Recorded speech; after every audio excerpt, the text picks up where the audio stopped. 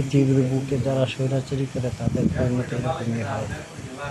যার দৃষ্টান্তমূলক বাংলাদেশে হাসিনা সরকারের দীর্ঘ বছর জুলুমের পর জনতা আজকে তার বাড়িঘরটা পুড়িয়ে ছারখার করে দিচ্ছে। আগে বুলডোজার দিয়ে ভাঙার সিদ্ধান্ত নিচ্ছে। আমাদের সবার উচিত এরকম অনৈতিক কাজ থেকে বিরত থাকা। সবার